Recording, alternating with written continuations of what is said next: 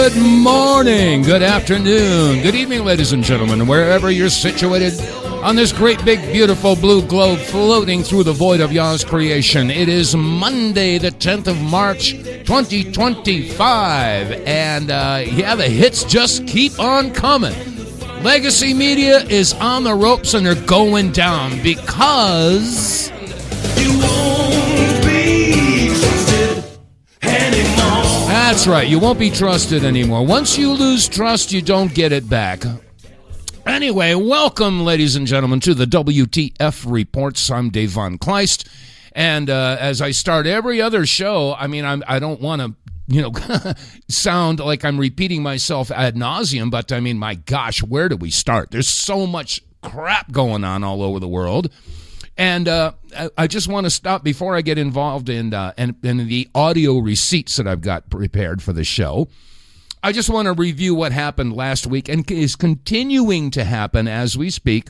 People are posting all on social media how disgusted they are with what the Democrats pulled last week when the president gave his address in Congress. The floodgates are wide open. People that were liberals, that were Democrats, they said, I cannot stand with these people anymore. And yeah, they have a good reason to be embarrassed. So, but I'm not going to berate that point. If you're on social media, I'm sure you've seen a lot of the posts that people are putting on. Just hundreds of them saying how disgusted they are and ashamed they are to have ever associated with the Democratic Party and with the liberals. And well, they should feel that way. But you know what? Don't get too high on your horse, conservatives, because we also have a very good reason to be ashamed. And we have a good reason to be hanging our heads, because we are, just as the Democrats turned their backs, didn't necessarily literally turn their backs, but they refused to acknowledge and stand and applaud for people who deserved recognition. Well, you know what? Conservatives, you're turning a blind eye to what's going on in an entirely different issue. And that issue happens to be what's going on in Palestine. And the fact that, the United States has been funding Israel, supplying the bombs, supplying the, all the hardware, the ammunition, everything that Israel wants to annihilate, to genocide, to exterminate an entire people. Now, you folks at Newsmax and OAN, Real America's Voice, you should be ashamed of yourselves for demonizing and labeling anyone who protests genocide, annihilation, and extermination of human beings, regardless of what their religious beliefs are. And they're all labeling you as pro-Hamas anti-Semites. You should know better. There's a quote-unquote noticing going on all over the world right now. I'm using that word very specifically, because you will see posts out there on social media discussing the noticing. People are noticing now who the real bad guys are, who the imposters are. And the mainstream media, you can expect them to lie to you. But as far as the conservative networks that have popped up in the past several years, like I said, Newsmax, OAN, Real America's Voice, NTD, there's a couple others out there too. They're all doing the same thing. Just like Dan Bongino, they don't want to acknowledge the possibility that Israel might be bad guys. And they don't want to acknowledge the fact that the Palestinians are the Semites and the Israelis are the anti-Semites. I know it sounds bass-ackwards for you, but a lot of you folks are saying, what are you talking about, Dave? And I've mentioned it several times, numerous times. The Jerusalem Post, the newspaper of Israel, posted an article last year, I think it was May.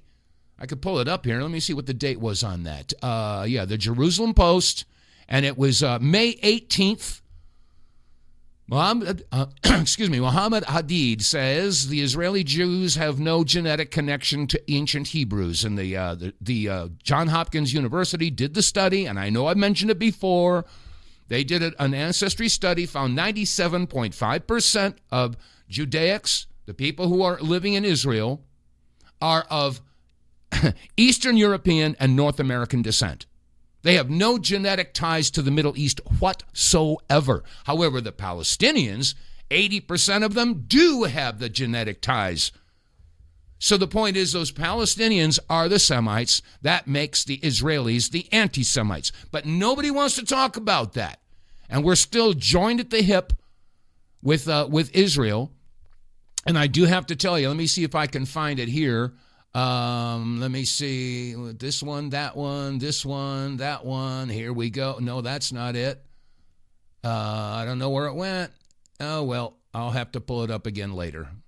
But the point is that one of the reporters for the Stu Peters Network was in the halls of Congress asking members of Congress, is it America first or Israel first? And they won't answer. And that includes some of the conservatives that are out there. Chip Roy, well, you know what? He's got money from AIPAC. Harriet Hagman. Harriet, you're taking money from AIPAC. So this is not just a Democrat thing. Both sides of the party, both parties are taking money from Israel, and God forbid if they should speak out against Israel. And again, the Israelis, I'm sorry, they are imposters. And it's even in the Bible, Revelation 2:9, Revelation 3:9, and also John 8:44. You might want to look those up.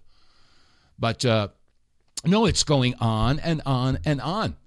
And they're just lying to you through your teeth. Now, I'm going to change subjects here. I just wanted to plant that seed because I'll probably end up going back to it sometime in this broadcast. But the big story that's floating around right now is what happened with Joseph Biden's signature. Now, the Attorney General for the state of Missouri has opened up an inquiry saying, wait a second, who's signing this stuff? Because Mike Johnson, a couple of weeks ago, basically said this. This is a slightly edited down version, but this is what happened when Mike Johnson, he was saying that he'd been trying to meet with President Biden, all through the summer, and for whatever reason, they kept putting him off. Oh, we can't meet with you. We're talking about the President of the United States and the Speaker of the House, and the Speaker of the House couldn't get together with the President. Why were they holding him back? Well, here's what Mike Johnson had to say, and this leads us into a whole nother can of worms. Listen up. This explains why they kept Joe away from the public most of the time. The president reaches over and he grabs my arm and he says, the speaker and I just need a couple minutes together. Will y'all just leave us alone? So everybody leaves and he and I are standing awkwardly in the middle of the Oval Office. And I said, Mr. President, thanks for the moment. I got some big national security things I need to talk to you about. But first, can I ask you a question? Why did you pause LNG exports to Europe? And he looks at me stunned and he said, I didn't do that. And I said, yes, you did. It was an executive order like 3 weeks ago. And he goes, no, I didn't do that. And he's arguing with me. I said, Mr. President, respectfully, can I go out here and ask your secretary to print it out? We'll read it together. You definitely did that. And he goes, oh, you talk about natural gas. What I did is I signed this thing we're going to conduct a study on the effects of LNG. I said, no, you're not, sir. You paused it. I have the export terminals in my state. I talked to those people this morning. It occurred to me, he was not lying to me. He genuinely did not know what he had signed. He didn't know what he had signed. So the point is did he sign it at all? Now, that's a question that's being raised again by the Attorney General of Missouri. And in the PJ Media headline, could a bombshell discovery render all of Biden's presidential actions null and void? What they're saying is that many of those executive orders and all these other things that Biden signed were signed by an auto pen, except for one. The only one that they found was not signed by an auto pen was his withdrawal from the 2024 presidential race. Now, whoever was controlling the auto pen was controlling the presidency. And we all know that President Biden was in mental decline. That stuff happens. Of course, the media was saying, oh, he's sharp as a tack. He's on his game. Never seen him so on it, They were all lying through their teeth. They know doggone well. He was having a hard time finding his butt with both hands. But the bottom line here is that if this is true and all of these executive orders and acts and whatever have been signed by AutoPen, that brings into question their validity, because if he didn't sign them, they could well be null and void. And the Democrat insiders, they knew that Joe Biden was getting doped up before public events. There's another article here. I mean, they were pumping him up, just like in the movie El Cid, when the king died. They didn't want the enemy to know, so they propped him up in a horse and marched him into battle. And that's apparently similar to what has been going on with Biden. Now, there's a bunch of other stuff about Biden that's coming out as well. And as a matter of fact, Marjorie Taylor Greene was talking about USAID. Now, let me see, which way should I go with this?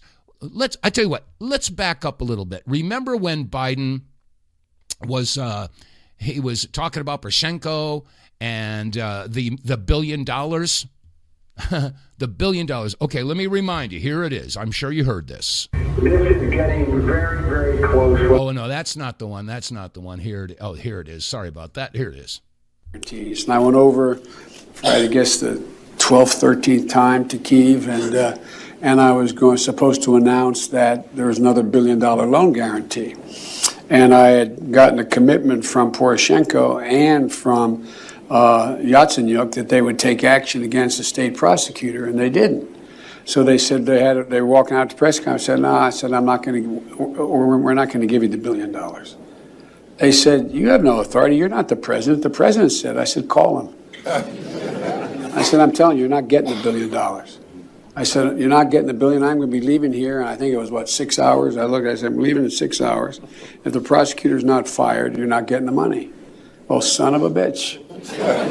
Got fired. And they put in place someone who was solid at the time. At the time. Okay, so we all heard about that quid pro quo. Okay, that's, of course, what they were accusing Donald Trump of doing with his phone calls, right? It's called projection. You accuse the other party of what you're doing. Okay, so we've got that on audio and video where he admits about, holding that $1 billion as hostage unless they got the prosecutor fired. Okay, well, let's fast forward to, I don't know, it's probably sometime last week.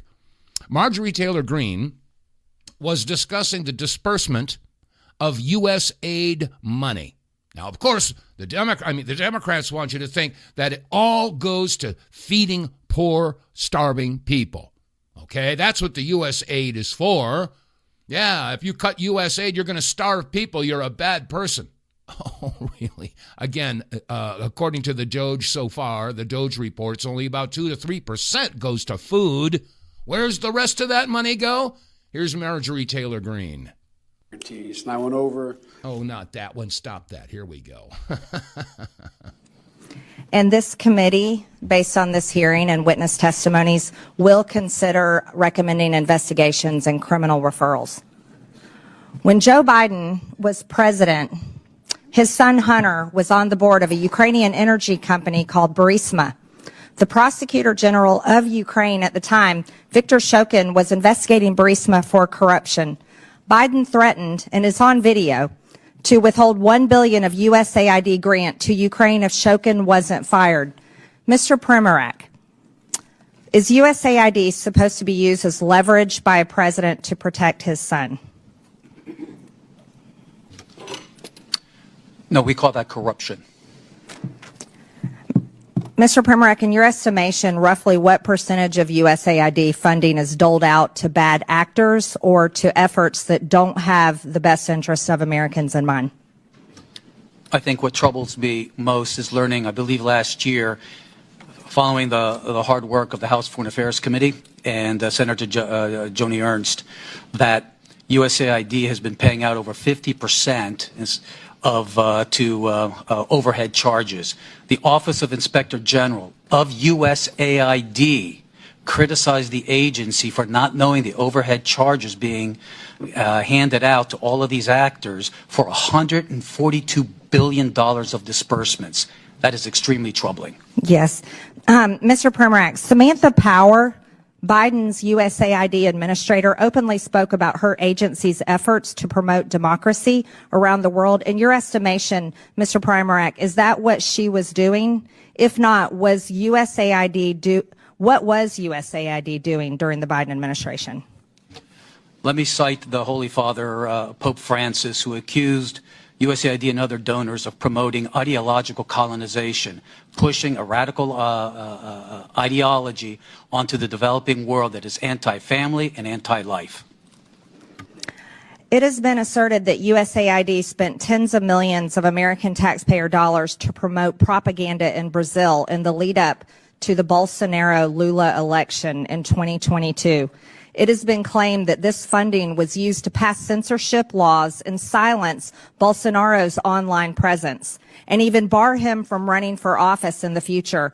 Mr. Primorak, can you offer any insight into these allegations, or at least comment on whether the U.S. should play a role in toppling democratic processes around the world? I think what we saw was USAID weaponized by the Biden administration and by Samantha Power to attack any party that was conservative. It just didn't happen in Brazil. It also happened, for instance, in very pro-America Poland and Hungary as well. One of the most extensive examples of regime change operations fueled by USAID is that of their role in the Syrian civil war aimed at toppling Bashar al-Assad. Reports from DD Geopolitics and other sources estimate that USAID funneled over $15 billion into Syria over a decade, covertly funding opposition groups, mercenaries, and anti-government networks under the cover of humanitarian aid. Bingo. So there's your humanitarian aid. They're using it to topple other governments. As a matter of fact, she mentioned Bolsonaro there a minute ago, and I have an audio here of him. Let me see. Is this it? Here it is. Okay. Now, unfortunately, of course, Venezuelan president basically surrendered to President Trump. Okay. Maduro has now turned in state evidence against the Biden administration and is releasing proof that that Biden asked the Venezuelan government to ship Tren de Aragua gangs into the United States.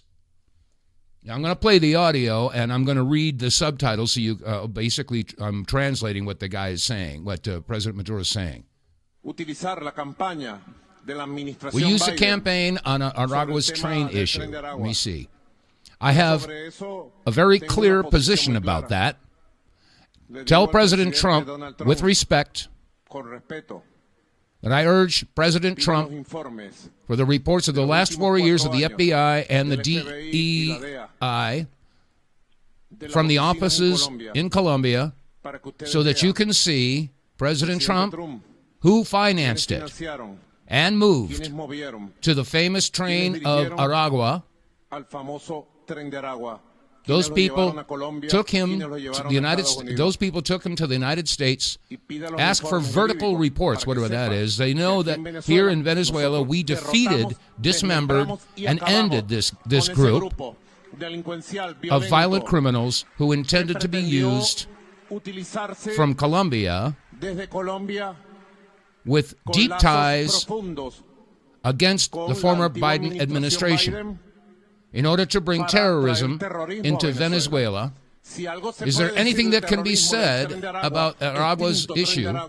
Okay, went too fast there. Anyway, I'm going to stop it there, but you're getting the general idea.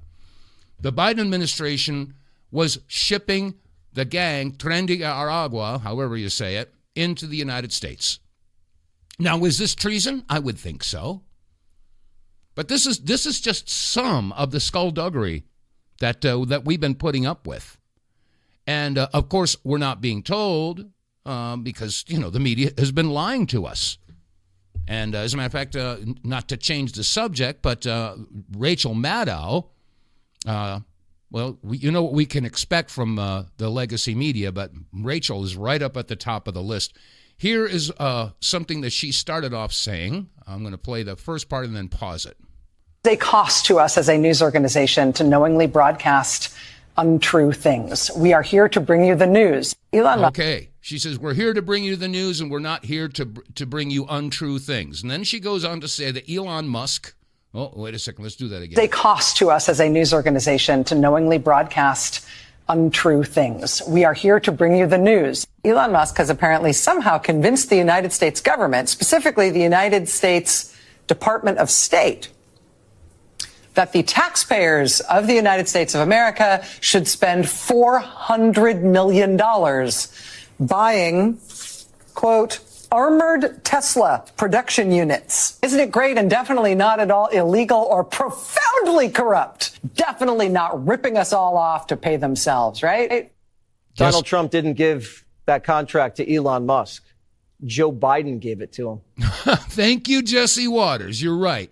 And this is just another example of how the mainstream press is just lying through their teeth.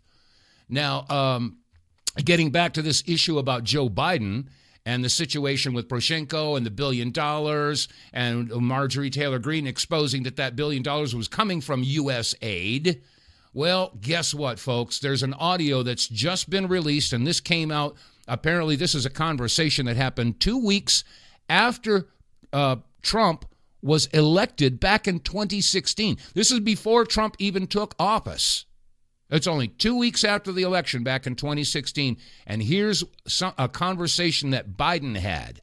Here we go. Hold on to your hats. It's getting very, very close. What I don't want to have happen, I don't want Trump to get in the position where he thinks he's about to buy onto a politics where the financial system is going to collapse and he's going to be looked to pour more money into Ukraine. That's how he'll think about it before he gets sophisticated enough to know the details. Okay, I'm going to pause it for a second. What he's saying is that he did not want Trump to throw money at Ukraine, because if he does that, he's going to start looking and snooping and digging into where that money's going. Okay, I know that the quality on this audio is pretty bad, but I'll let it continue here. In other words, Biden does not want Ukraine asking for more money from Trump. Doing so would cause Trump to look into the details. So anything you can do to push the Privat Bank to closure so that the IMF loan comes forward, I would respectfully suggest is critically important to your economic as well as physical security. I would find it critically important to your economic and physical security. In other words, that sounds like a threat. This is the way they've been playing this. Now, I know I'm sort of all over the map a little bit today because there's so many different issues. And like I said, you know, in preparation for the show, I grab a whole bunch of these different audio clips. And I don't have somebody out there, you know, like Sean Hannity or whoever saying, okay, you know, Charlie Kirk says, play clip number 15. I don't have anybody doing that. I got to do that myself. So sometimes I hit the wrong button, and I apologize for that.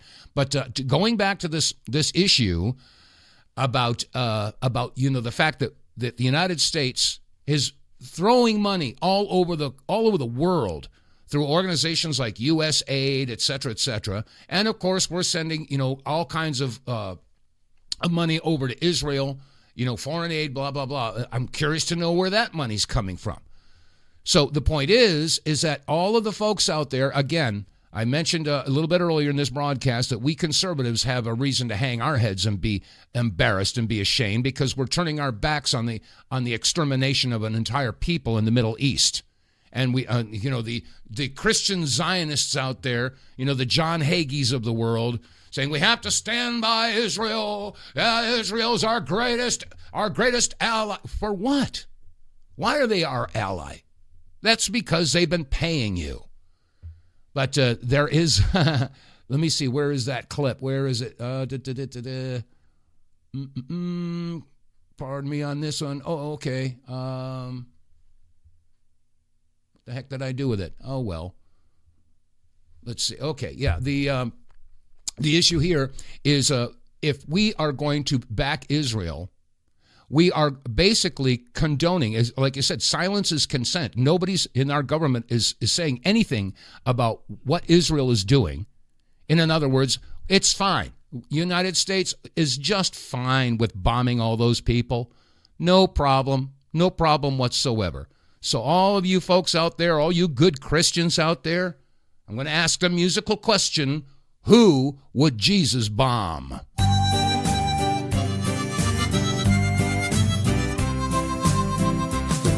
I turned on my TV so I could watch the nightly news. I want to know what's going on and hear the world views. The government officials said we have to get Saddam, but I ask you, Christian president, just who would Jesus bomb? And it doesn't matter if it's Saddam. They told us 20 years ago Saddam Hussein's our friend. Biological components, the TCC did send. Our CIA sent info for his chemicals to spray. Well, if you could talk to Jesus, just what do you think you'd say? You sing God Bless America, and you say that you love God. You say you want his blessing, but I think that's rather odd.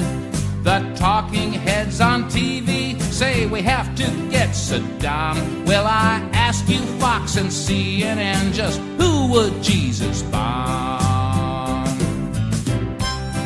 Now, I realize this song is a bit dated. Yeah, I did this about 20 years ago when we were going to go over there and bomb the snake snot out of Saddam Hussein, which is exactly what we did back in 2003.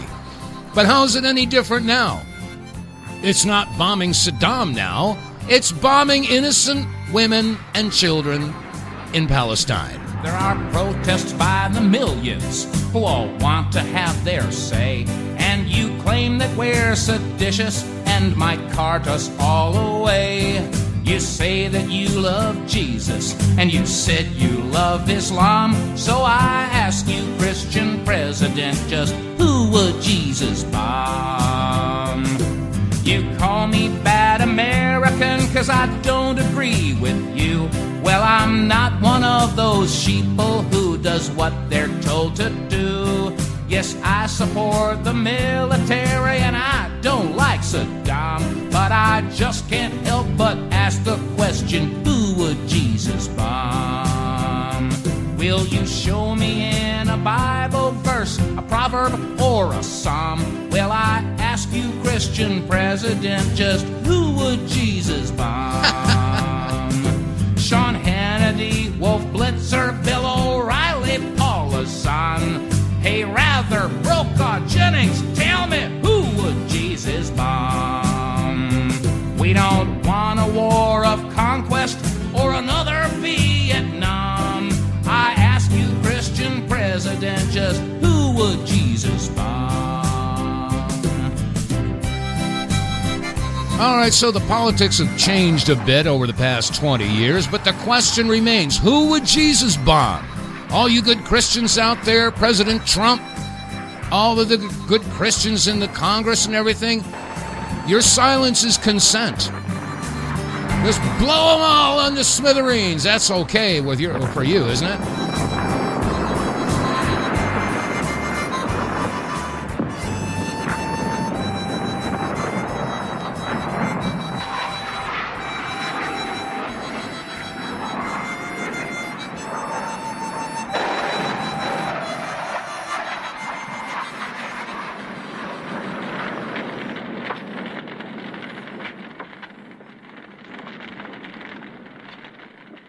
Get More Tank will save you money every month on gas. Get More Tank is a tablet with active ingredients that adds big mileage to every tank. Made in America, the Get More Tank formula is used by trucking companies and heavy industry. Now the Get More Tank formula is available to you. Get More Tank works in any gas or diesel engine, cleans your engine, lowers emissions, and you'll feel improved engine performance every time you step on the gas. Get More Tank works for cars, trucks, boats, motorcycles, four-wheelers, mowers, and blowers. Hey, if you got an engine, then Get More Tank.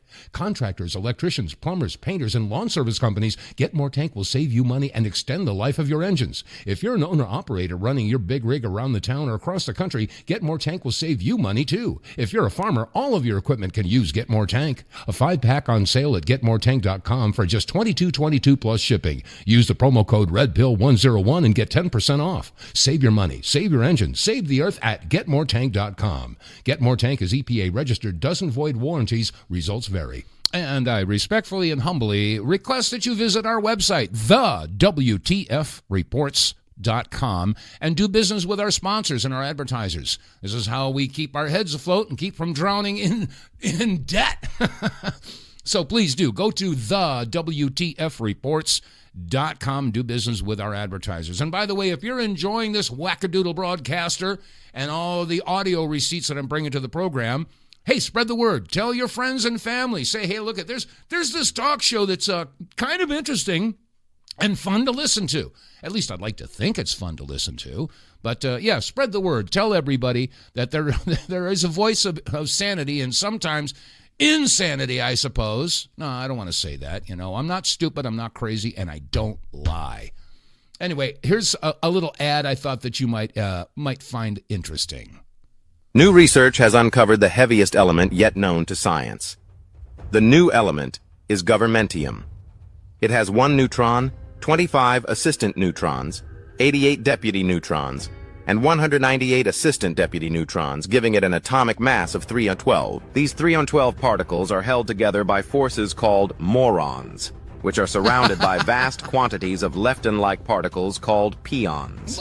Since governmentium has no electrons or protons, it is inert. However, it can be detected because it impedes every reaction with which it comes into contact. A tiny amount of governmentium can cause a reaction normally taking less than a second to take from 4 days to 4 years to complete. Governmentium has a normal half-life of 2-6 years. It does not decay, but instead undergoes a reorganization in which a portion of the assistant neutrons and deputy neutrons exchange places. In fact, governmentium's mass will actually increase over time, since each reorganization will cause more morons to become neutrons, forming isotopes. This characteristic of moron promotion leads some scientists to believe that governmentium is formed whenever morons reach a critical concentration. This hypothetical quantity is referred to as critical morass. When catalyzed with money, governmentium becomes administratium, an element that radiates just as much energy as governmentium, since it has half as many peons, but twice as many morons. All of the money is consumed in the exchange, and no other byproducts are produced. Isn't that funny? I had to play that. Why not? Oh, man. Okay. As you regular listeners know, and for those of you who know my background, I don't know. I know there's a lot of new listeners out there, and I would encourage you to do a little vetting, okay? I am on the record and well documented for screaming from the rooftops about the propaganda that's been thrown at us for decades from our government. Now, they've been lying to us over and over, and we all know it. I mean, back when I was doing the Power Hour and I was out and about, I would do my own little poll, and I'd say to somebody on the street, if I'm at the grocery store and the checkout or something, I say, can I ask you a question? Let me ask you, do you trust the government?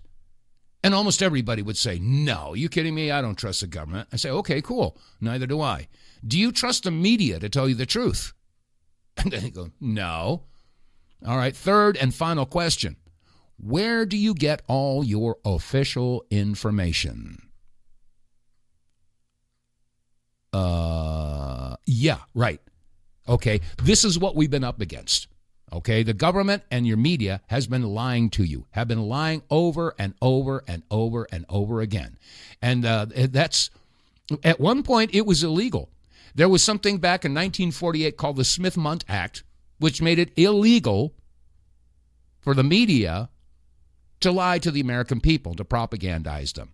I mean, it was okay to do it overseas, during World War II, et cetera, but the Smith-Mundt Act made it illegal to propagandize the American people. Well, what do you know? I've been screaming about this for decades. We have to reinstate the Smith-Mundt Act. Because, well, I'll tell you what, I'm going to play this, and you might want to get a piece of paper and write this down. I signed this petition, and I would hope that you would too. Give a listen to this. It's going to be a longer one. I hope you stick around. Regardless of what you may have been told or led to believe, the two biggest dangers that we faced over the last 4 years had nothing to do with COVID. Nothing to do with the Ukrainian war, nothing to do with an open border. It had everything to do with government censorship and government propaganda. Now, J.D. Vance and the Trump administration went over to Europe and they spanked the Europeans and said, hey, listen, we're no longer doing what the Biden administration did. We're not going to be censoring our citizens, and we hope you don't do it either. Our shared values mean that, well, if you want democracy to stand, people have to be able to speak freely. The Europeans didn't like it. But what nobody mentioned was the Smith-Mundt Modernization Act of 2012. You see, in 1948, in their wisdom, Congress came together and said, we can't allow the federal government to propagandize the American people like we did the Europeans during the war. So they made the Smith-Mundt Act, made it illegal for the U.S. government and all of its agencies to lie to you. Then in 2012, Obama decided, well, he needed the authority to lie to you, so they modernized the Smith-Mundt Act, and for the first time since 1948, made it legal for the U.S. government to lie to you. And here we are. Do you trust the government? No, because we found that they lie to us over and over and over again, and there's no accountability. Therefore, we need to reverse it. And we can only do that by reversing the Smith-Mundt Modernization Act. I'm imploring you, sign the petition at this address right here to be able to tell President Trump we want our free speech 100% back, and we want the government to stop lying to us legally. We want accountability. If it's illegal for you to lie to Congress, if it's illegal for you to lie to the FBI, shouldn't it be illegal for them to lie to us? Yes. The answer is yes. Please sign the petition. I implore you. Okay, the petition is change.org/Smith-Mundt, and that's MUNDT. Change.org/Smith-Mundt. I signed the petition, and I hope you will too. Anyway, like I said, we've gotten used to it, you know. I mean, everybody that I talk to, unfortunately, you know, they all have the same mindset. Oh, yeah, I'm only one person. You can't fight City Hall. What can I do about it? My vote doesn't count. They're not going to change. Well, that's a defeatist attitude. I tell you, we have to rediscover our heritage, American spirit, if you will.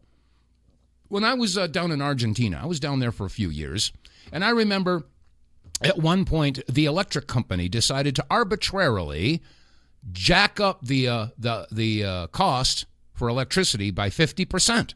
That's a huge jump. What did the people do? They got out in the streets, right in the center. I was in a little city called San Rafael, about 2 hours south of Mendoza. And the people got right in the center of town, right where the main intersection was, and there were thousands of them. And they were out there with pots and pans. Pots and pans, guys. They would bang, bang, bang, bang, bang, bang, bang, bang, bang, bang, and they just kept doing it and doing it and doing it. They basically shut down the whole center of the city. And you know, the police were there, but they weren't doing anything because their prices were going up too. And so what happened? They had to back down. But unfortunately, most Americans can't get off of their big, fat, pimple-covered butts and voice their opinion. Shame on you all. And I don't care if you're Republican or Democrat out there. I mean, the Democrats, man, they can get out there and force in the drop of a heart, you know, a heartbeat or whatever, drop of a hat. As a matter of fact, you know, with all these protests against Doge, you know, I got an audio clip here. It's not a good clip, so I'm not going to play it. But they went up to one guy and they said, "Hey, were you paid to be here?" And he says, "Hell yeah." Yeah, they're being paid to go out there. Rent a mob, I guess they could call it. So, yeah, we didn't elect George Soros. We didn't elect Tony Fauci. But, boy, George Soros' money sure does influence our government, doesn't it? And they would rather point their finger at Elon Musk, you know. Anyway, the bottom line here is that America has got to get out on the streets, and they have to get out there and start, you know, on a local level. You know, we need Doge in every state, every county, and every city. And if we could find, you know, some of these, the left is saying, oh, well, he's got these little 20-year-olds and they're all digging into computers and stuff like that. Well, you know what? We need a bunch of geeks, computer geeks out there digging in the local level here to find out where all the money's going. In my town, my water bill is like 4 times what it is in the town next door. And I found out that in my town, they're charging $39 a gallon to process the sewage. That's more than gasoline, for God's sakes. So, yeah, we need Doge on local levels because we're being lied to and we're being manipulated. And the only way it's going to stop is if the American people get involved. And, yeah, and we know the left is very good at getting involved, but I'm talking about the conservatives, the right wing. You've got to get up off your chairs, off your armchairs, because we are being lied to left and right, front and back, you name it. And not to change the subject, but this whole thing with the jab, the pandemic, you know, a lot of people are coming out about that. As a matter of fact, that we came out that $53 million went from the USAID to the Eco Health Alliance. You may have heard of them. They're the ones who are funding gain of function research. I think I can smell Anthony Fauci in this one. So all this USAID money, it's going all over the country. And of course, the left is saying, oh, it's all for it's food. You're cutting off food for people. No. It's so damn corrupt. But Sherry Tenpenny let out the following statement. And you might, hey, if you're a physician or if you're a nurse, you're a health worker, if you're a pharmacist, did you jab people? Did you do that? Guess what? You may be in a whole lot of trouble. Listen up. Dr. Sherry Tenpenny from Cleveland, Ohio. I'm not in Cleveland, Ohio today, but this just came across my desk and I had to get it out as fast as possible because you may not have seen it. I want to read you the headline. The European Court of Justice considers that doctors will be solely responsible for the consequences of COVID injections because they were free to refuse to inject. According to a ruling of the European Court of Justice, all healthcare professionals who urged or vaccinated you against COVID are civilly and criminally liable. I've said since the beginning of COVID, all it would take would be one or two high-profile, well-placed malpractice insurance charging these doctors with murder when all the information started to come out about myocarditis, seizure disorders, the long list of neurological conditions, and the more than 1,200 conditions that Pfizer knew about before they released the COVID jabs. No wonder they wanted to hide all that research for 75 years. Is it making sense to you?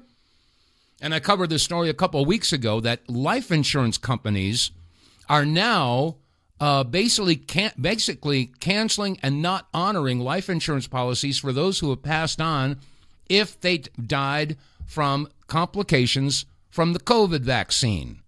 In other words, if you took the jab and if you had a heart attack or a stroke and dropped dead, they're not going to honor your life insurance policy. Why? Because, as it turns out, this was an experimental vaccine. And if you volunteer into an experiment, that could be basically considered suicide. And they don't cover you for suicide. They're covering their butts left and right here. But no, it's all coming out, folks. It is all going to come out.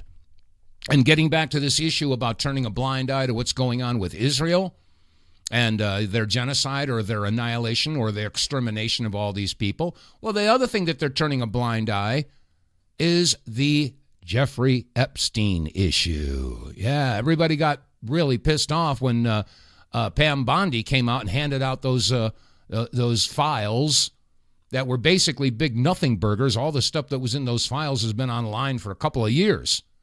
So the point is, now this redirects to the Southern District of New York FBI office, and of course the head of that office had to quit. But the point is, though, is this, a lot of people are really, PO'd at Pam Bondi. Well, maybe we ought to give her the benefit of the doubt. Maybe the whole point is to redirect towards the Southern District of New York. And what will that reveal?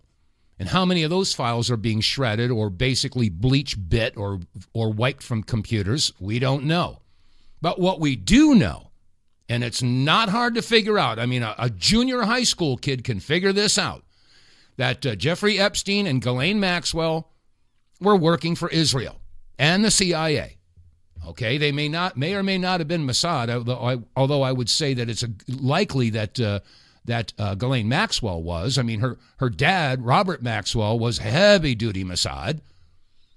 And all the research that's coming out, and again, I highly recommend the book One Nation Under Blackmail by Whitney Webb. I got volume 1 here, and I got a couple of chapters into it, and it's just amazing. Just amazing. 36 pages in the first chapter, and there's 121 footnotes. I mean, boy, she brought all the receipts. And this whole thing about sex trafficking and satanic worship, this has been going on for a long time, and it just hasn't stopped. As a matter of fact, I've mentioned it before. Ted Gunderson was a good friend of mine. I met him during the investigation into the Oklahoma City bombing back in 1995. And in the late 90s, traveling all over the country. They used to have these preparedness expos, and there were a lot of very high-profile speakers there. And Ted was one of them. That's where I got to finally meet him after having him as a guest on my radio show. And he and I spent hours together because a lot of times we were at the same hotel. And when the convention was over at 9 o'clock, a lot of us would go out and get a bite to eat. And then we'd end up in the lounge at the hotel and trading horror stories. And this is when I was with Joyce, and we were the American Gulf War Veterans Association. And when we traveled around the country, we had veterans coming up to us and handing us plain manila envelopes with some very, very sensitive stuff. And there was one file that we had. It was the sub-projects of MK Ultra. And these sub-projects involved the kids, the children. Remember the milk carton kids back in the 80s and 90s? Well, a lot of those kids were recruited, shall we say, into these black ops in the MK Ultra program. And they were either turned into assassins like Jason Bourne or suicide bombers. But the bulk of them, the overwhelming majority of these kids, were basically brought into sex slave operations. And as a matter of fact, you could read the book Transformation by Kathy O'Brien. That's a very interesting book. But this whole thing that Ted was investigating back in the 80s and early 90s, because he retired from the FBI, I guess it was 89, I think it was. I forget what year. It was the late 80s. But he continued his research into the satanic cults that were popping up all over the country. I have an audio clip here. It's about 20 years old, but it's worth listening to because we have to understand that if this was going on 20 years ago, how far has it gone now? Listen up. What's going on with these satanic cults? Well, many of these people are multi-generational, meaning they were born into it. And once they're born into it, they have secret meetings, of course, and they worship Satan. They have human sacrifices, and they even sacrifice their own sometimes. They have what they call breeders. These are women who are especially impregnated so they can use the children or the fetus that are born for their human sacrifices. And based on my research, there's about 4 million plus practicing Satanists in America today, about 1.5% of the population. I derived that figure from a confidential source in South Bay area of Los Angeles, where there's about 200,000 people, and I was told by an informant that there's about 3,000 in that area. Lincoln, Nebraska, about 200,000. I was told about 3,000 there by second source. Third source, Iowa City, Iowa, 100,000 population. I was told there's about 1,500 there. So if you project that figure, you're looking at 1.5% of the population of the United States. And they are involved in, according to another 3 different sources also, there's 50 to 60,000 human sacrifices per year in this country. Okay, but the question that people will tell you is, where do these human beings come from? Because obviously, well, they have to be accounted. First of all, they've infiltrated law enforcement. They've infiltrated prosecutors' offices. They've infiltrated the judicial system. They've infiltrated across the board our basic elements. They've infiltrated virtually every level of our society. So what happens is, first of all, they have their secret meetings. They oftentimes they're in underground. They have underground compartments in their home, chambers in their home, and it's all private. Nobody knows about it. And and then they dispose of the bodies through different means. They're experts at covering up their tracks. I've heard of them even putting them in vats with acid in them. So now, when we hear about like thousands of missing children going missing in this country every year, where do they go? First of all, the National Center for Missing and Exploited Children, which is an adjunct of the U.S. Department of Justice, and if you go to their website, the last time I checked it, they said there are 91 Americans disappear every hour in this country. It is estimated 85 to 90% are children. If you project that figure, you're talking about several 100,000 children a year disappear in America. And these children are being kidnapped off the streets, and I have documentation that an organization known as the Finders out of Washington, D.C. has, since the early 1960s, been actively involved in kidnapping children off the street. Okay. Now, unfortunately, as a result of some of my research, I learned through a U.S. Customs Treasury Department report that the Finders is a CIA covert operation. So why do they want these kids? What do they do? The kids are auctioned off. I talked to one of my sources, told me he's attended 6 auctions where kids were being auctioned off. He was part of the network, and there were as few as 6 and as many as 36 children that were auctioned off. They were each auctioned off for up to $50,000 each. The children are ages 2 to 21, boys and girls. They put a label, a number around their neck, tie a string around their neck and put a card with a number on it. They bid, they put them up on a stage, they bid on the number. The kids come out, they put them in an airplane. There's one base a small field about 50 miles out of Las Vegas, Nevada, which is where some of the auctions are taking place. Put them on an airplane, kids leave, they disappear. Then the kids are all doped up, of course. They put them in campers. The kids are, once they're in the camper, they dope them up, they're sleeping. The police stop them, they say, my kid's asleep, leave them alone, and all that sort of thing. And they use these kids for sex slaves, they use them for body parts, and they use them for their sacrifices. Bingo.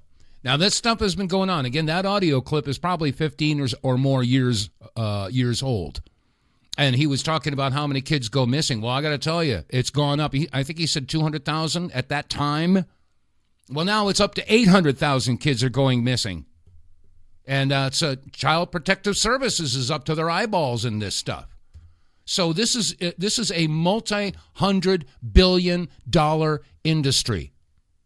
And for those who are turning their heads the other way, not paying attention, and he mentioned it's a CIA, and we know that the CIA is basically joined at the hip with the Mossad and with the Israelis. That's why they're turning a blind eye with the Jeffrey Epstein issue. They're hoping that will go away. Well, guess what, folks? It's not going to go away. There are a lot of Americans out there, I would say the overwhelming majority of Americans out there want the list. They want to know who did this, and they want to see some arrests start happening.